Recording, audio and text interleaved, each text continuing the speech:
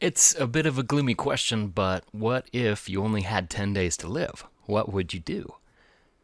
Now, what if you had the same 10 days, but not before you died, but before you got in trouble with your boss? Because for most of us, somewhere from 10 to 20 vacation days is about all we get in a year. And the really sick part is that close to 1 billion of those paid vacation days aren't even used. Why? What's wrong with us that we'd rather just stay at our jobs or in the mundane instead of getting paid not to work? And why is it that if we only had 10 days to live, we'd be all up in our bucket lists, but when we have the same amount of time but without all the dying involved, we just tend to languish in our routine? Well, we're making a film about what's possible in 10 days, what you could see and do and experience without a ton of money, without a ton of time. The best part is that we haven't made it yet. We haven't gone yet. This is old footage.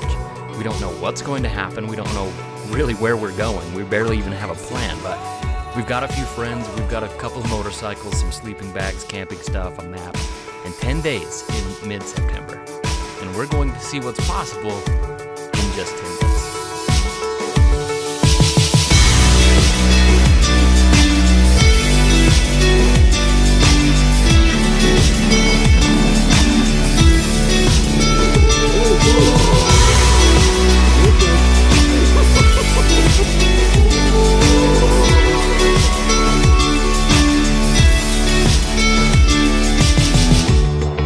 I run to the morning as the nightmares chase to haunt me.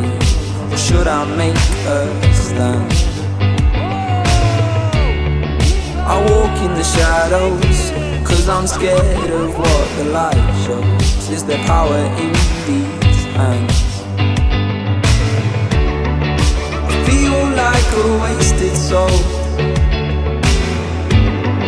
a hologram of skin and bones. This is the time, you know that it's right. I'm letting go, in love and in life. There's no turning back. I'm letting go.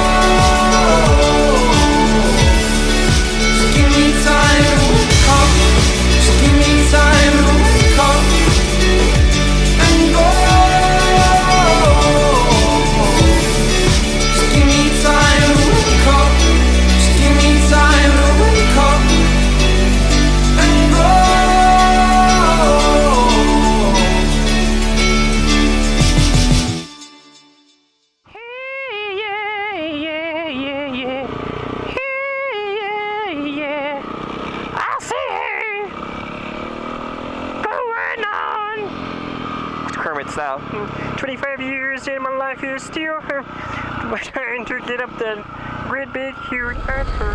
Hey, what's up, ladies and gentle tubers? I hope you enjoyed that that trailer. I'm really excited for the movie coming up. We're gonna go to some of my favorite spots. And then realistically, and I'm not kidding about this, we really are playing like adventure spin the bottle. And so we might actually have a bottle that we spin to decide which trails we go on and what we do. So it really is gonna be like just go out, have a great time, and make a movie of it. So it should be really fun. But our goal is to eventually get to Colorado on whatever dirt trails we end up taking. So hopefully that ends up being awesome. I'm super excited for it. It is not long until that. Gorgeous day here in southern Utah. Got some cool announcements. First of all, welcome to kind of a motovlog. And for those of you who wanted the trailer and not the motovlog, you've already left. So anybody who wants to stick around, awesome. The rallies are starting back up again in less than, well, let's see, next Thursday. So it's Thursday today. There is 1 week until the rally starts. I'm so pumped for the rallies to start again. It's been kind of a long summer, and I've really missed riding with new people and hanging out. Also, I've just missed riding in general. It's been really hot. It is every year because I live in the desert, but that's what makes it so I can ride in the wintertime. We're heading towards the commute today. I want to show you a little bit of the desolation of the commute. It's kind of sad. So yeah, the rallies are starting up next week. I'm super pumped, and then literally the day after is when we're gonna start filming for the movie. And then the week after that, we've got another rally, and I think there's some openings. So if you want to come to a scenic rally in a couple of days, if you just got nothing going on and you feel like getting away, seeing some of the most gorgeous stuff around southern Utah with me, then those are open. A lot of rallies in the future as well. We've planned out quite a bit, and a lot of rallies are getting close to sold out or sold out already, which is awesome. And so we've actually planned a bunch more rallies and a lot of tentative rallies. And another really cool thing is that we've got some new types of rallies. There was a lot of people saying, hey, I don't know whether I should come on a shred or whether I should come on a schooling. I don't feel like I need any instruction, but I don't really feel like I want to be like out there kicking my butt. So we heard you, and so we have created something in the middle between a schooling and a shred. We call it the solid rally, sticking with the S theme. So yeah, solid rallies are now a thing, somewhere between a schooling and a shred, just kind of like, intermediate, come out, have fun. Might be a little bit of instruction just like as we ride. It should be good. And then just kind of a quick reminder of what goes on these rallies. So a scenic is obviously a scenic ride, and that means we will be like checking out beautiful scenic stuff, but that doesn't mean it's going to be just like on the road, right? If you're coming on a scenic ride, you need to be prepared to ride some off-road, no matter what bike you bring. We're going to be on dirt roads, nothing too gnarly or hard. Hey, nothing too gnarly or hard, but we are going to be getting off-road, so don't come to a scenic rally expecting to just kind of mosey on the pavement. We're going to get off-road. So yeah, there's that.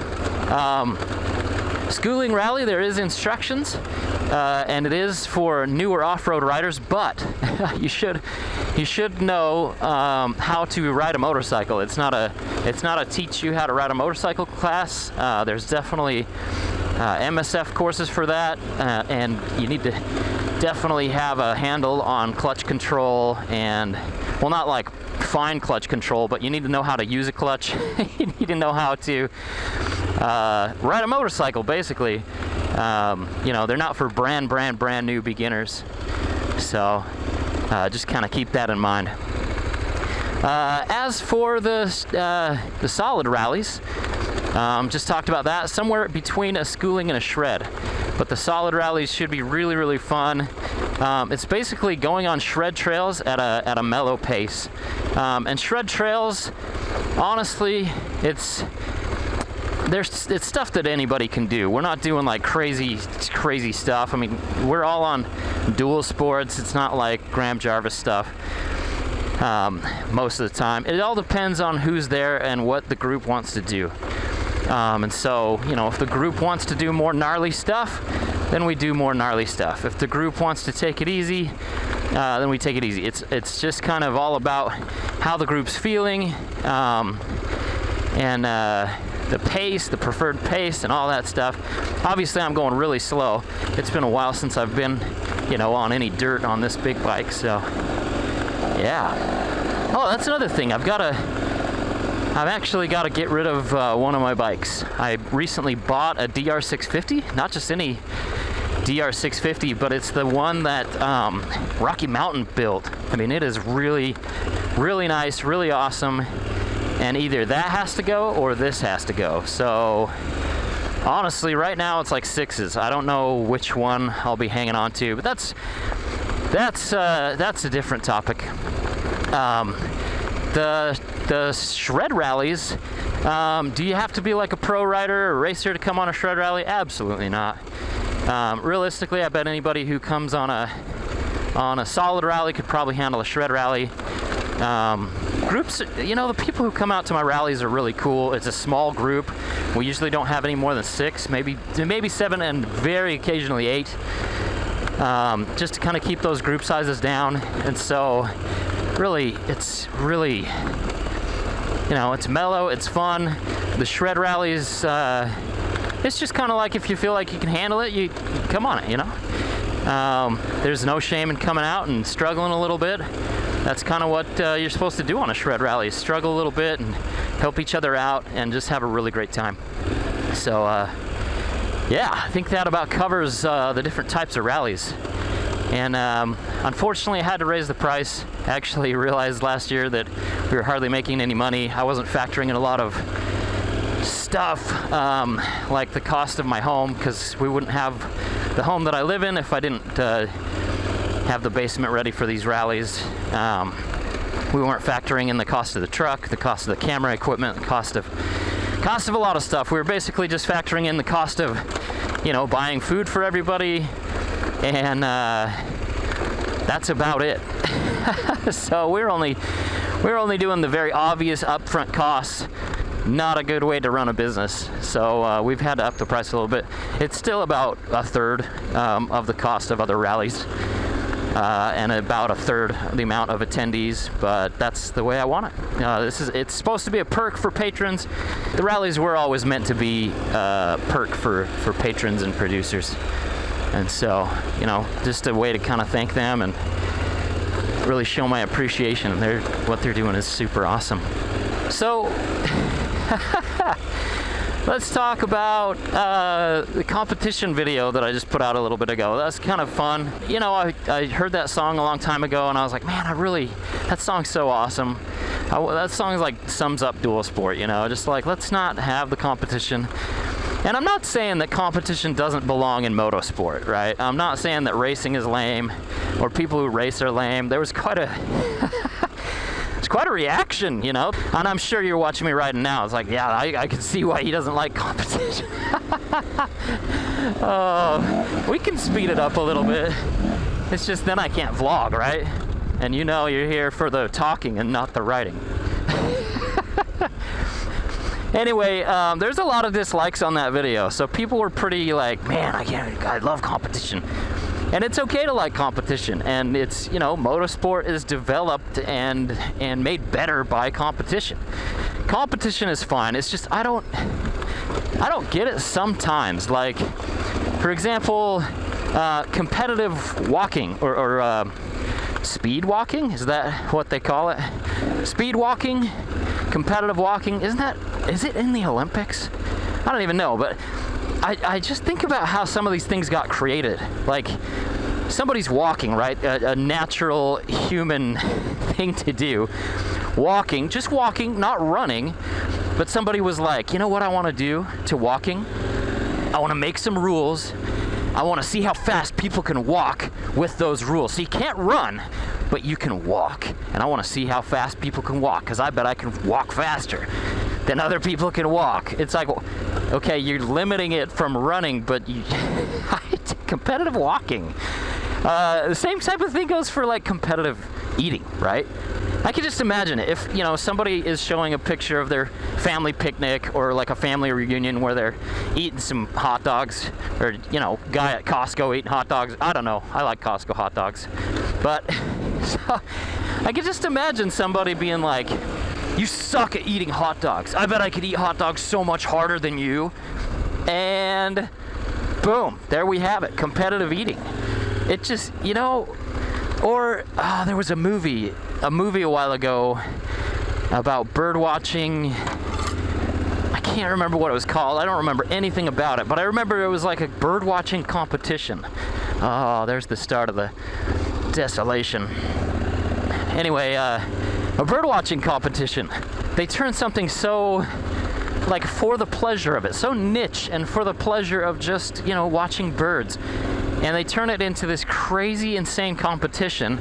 Maybe it really is a big, insane competition in the world of bird watching, but it's just a little funny to me. It's funny. And it kind of ruins it, right? And so I'm not saying that, seeing if you can go fast on a motorcycle, faster than other people, I don't think that's a bad thing, right? But you kind of have to see it for what it is. With dual sport and adventure riding. Like, I think adventure motorcycles, I watched some of those videos, and they're awesome. Oh my gosh, wow. Wow. They are just... That was the commute right there. It just went right through there, and now that's what's going on. So that's kind of sad. Kind of a bummer. I wonder how far up this hill they'll go. Wow, I remember when I actually came out here during a tour when they first bulldozed all that stuff, and I started crying. So heartbreaking. Heartbreaking changes going on. A lot of people moving to Utah from California and different places. This really is such a great place. It's a great place to retire, but I gotta warn you, there's no economy here in southern Utah. It's all healthcare and, travel and housing for retired people. And honestly, I don't know. I don't want it to grow so enormously fast that my trails disappear within 10 years or so. So kind of a bummer. I mean, not kind of a bummer. I mean, it's a huge bummer. Stay where you're at. Stop moving to Utah. I know it's great. We have lax laws, lax taxes. It's a very, live and let live type of place. Anyway, boy, my tires might be really overinflated for this stuff right here. Woo-hoo-hoo. Oh, stalled.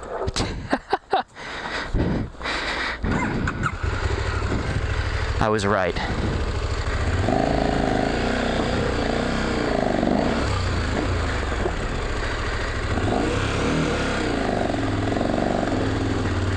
There we go.